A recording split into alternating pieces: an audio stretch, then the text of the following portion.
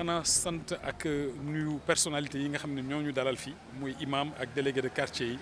ak aussi conseillers municipaux yi nga xam ni nañu fekk si woon fii tey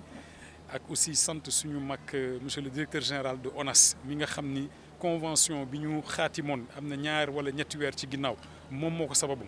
parce que moom moo ñëw nañu dafa bëgg ñu lëkkaloo boole suñu ay moyens pour UCG ak ONAS pour def ay opération pré-hivernale ñu tànnoon nag bés bi tey pour def benn lancement choisir aussi zone de captage ndax xam nañ ni fii bëri na ay jafe-jafe ci wàllu jaxasoo bu am ci mbalit yi déchets solides yi ak déchets liquides yi moo tax ñu ñëwoon fii tey visiter zone bi mais li ci ëpp solo pour population yi xam nga mooy jël nañu ay décision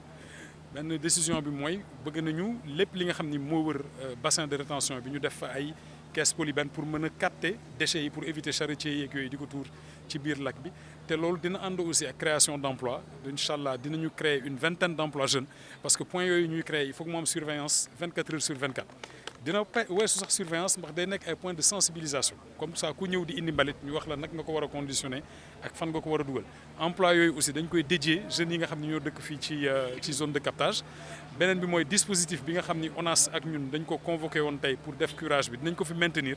autant que nécessaire ba nga xam ne dinañu curer totalement lac bi pour que daal vraiment ñu améliorer situation bi am na nag yeneen projet je pense conseiller municipal bi wax na ko sama sœur Dada Mboup maa ngi koy gërëm aussi di ko sant ci engagement am ci mbir mi am na projet boo xam ni ville de Dakar mu ngi ciy liggéey depuis 2019 l'ensemble des services de l'État aussi dinañ ko accompagner pour ñu am une solution pérenne mais li nga xam ni mooy ne këtt ni jonn daal mooy ni ñuy fexe ba améliorer situation bi wàññi moustique yi moom wax na ko ak aussi cet bi nga xam ni moo nekk autour du bassin te loolu directeur ONAS jël na ci engagement man tam jël naa ci engagement au nom de l'UCG fi may mujjee mooy aussi sant travailleurs UCG yi ndax xale yi ngeen gis jeunes yi nga xam ni ñu ci bëri dañ leen recruter ci cadre programme présidentiel xëyu yu ndaw yi dañuy def liggéey bu metti ndax ñun nit ku ñuul xëy na xamuñu utilité sociale bi nekk ci métier nettoiement mais ñoom war nañ leen jaajëfal ndax xale yu gëm seen bopp lañu bëgg nañ liggéey bi xëy na lépp matul sax de temps en temps mu manqué matériel wala manqué lii mais ñu ngi ciy góorgóorlu wane ci xarañ bu rëy te loolu président de la république xam na ko autorités yi xam nañ ko te dinañ ci gën a góorgóorlu pour yokk seen ay jumtukaay ngir liggéey bi gën a mën jëm kanam. donc li nga xam ni li ñuy def fii tey lancement la rek te dañ ko bëgg lawal au niveau national pour que li nga xam ni mooy déchets solides yi ñu jëm leen xool naka lañ leen gën a gérer pour ñu bañ a impacter de trop ouvrage assainissement yi parce que waxuma réseau bi rek mais station de pompage yi en fait dañ ci souffrir donc voire même en fait les pompes yi nga xam moom la utiliser dañuy impacté wu par rapport à ces déchets solides là donc ci côté boobu vraiment remercier quand même cette collaboration là et de dire que voilà avec ces notions d'hygiène aussi c'est le même protocole qu'on a décliné avec ces notions d'hygiène def nañ lancement bi même chose les plans d'action aussi ñu ngi koy continuer ci yeneen gox pour wax ni rek les services état yi dañu am responsabilité engagement travail ensemble day tax lépp lu ñu mën a joxe comme résultat rek mu nekk des résultats yoo xam ni yu probants la mu nekk au bénéfice des populations parce que li ñu def nii je crois que c'est pour améliorer le cadre de vie des populations aux environs tout simplement donc de ce bassin-là donc c'est une responsabilité ñu assumer ko pour que vraiment cet objectif-là donc soit atteint. Concrètement lan ngeen fas yéene def justement dans l'immédiat. Voilà dans l'immédiat li ñuy mën a mettre en place mooy trois points de collecte donc normalisés UCG vraiment dañ ko mettre en place benn bi c'est surtout collecter déchets yi nga xam ne mooy jóge ci quartier yi parce que en général am ñoo xam ne aussi dañuy ñëw sànni ay déchets ci biir bassin bi beneen bi mooy am nañu benn côté fële bu ñuy wax benn porcherie fu ñuy reyee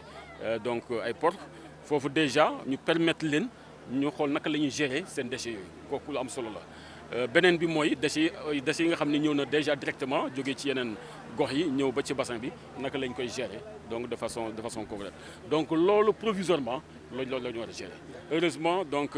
DG le dispositif va rester ici donc de collecte tout simplement de ramassage des déchets pour une semaine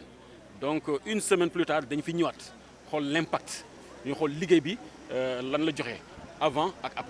après nag ñu soog a continuer nag ci yeneen points yi nga xam ni mooy plan d'action bi entre ONAS et UCG day provoquer parfois à travers ces conséquences-là li ñuy wax des pluies exceptionnelles donc pluies yooyu nga xam ni mënuñu koo xayma sauf suñu borom moo mën a wax ni kat tey lii laay taw ci intensité de pluie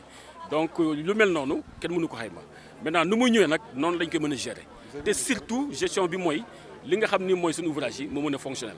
donc moo tax importance su ouvrage d'assainissement yi ñu curer leen ñu maintenir les stations de pompage mooy li nga xam ni moom la ñu mën a mettre en exergue maintenant li des mooy fi nga xam ne amul ouvrage d'assainissement yeneen acteurs comme service national d'hygiène comme voilà les sapeurs-pompiers la direction prévention et gestion des inondations les autres acteurs ADM ñëpp dañ ciy contribuer parce qu'il y a une coordination globale boo xam ni am na au niveau du ministère de l'eau et de l'assainissement coordonné par le ministre de l'eau et de l'assainissement pour que vraiment les différents points nga xam ne ce sont des points noirs yaakaar nañ ni peut-être mën na am donc peut-être probabilité d'inondation yooyu dañ ko identifier gérer ko pour quand même ñu xool à l'interne au niveau de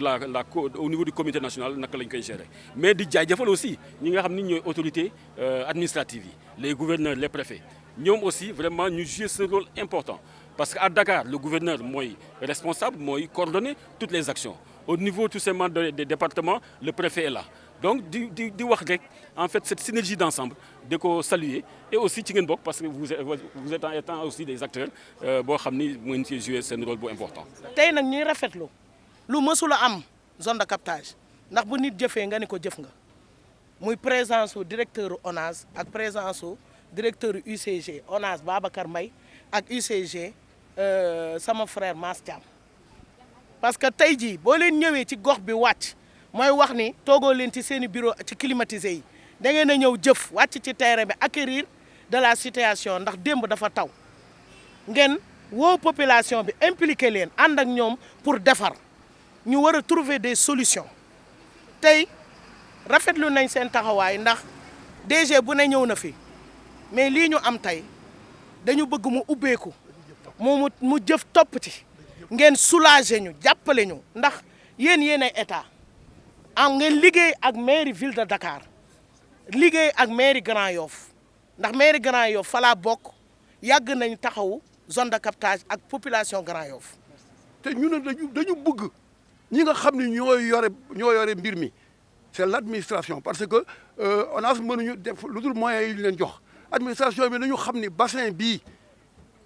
wér-gi-yaramu population bi ak wér-gi-yaramu waa Dakar yëpp ci la nekk fii moo di mën nañu ni fii la moustique yi juddoo moustique yi ci Dakar yëpp fii la ñuy juddoo ci bassin bi bon nag nañu ci dimbali ngir daal taxawu sécurité ko taxawu dindi yi nga xam ne ñoo wër ci bassin bi taxawu parce que mbalit yi fi nekk du ñun de jógewul ci ñun da ko ñëpp xam salaamaaleykum wa rahmatullahi taala wa barakatu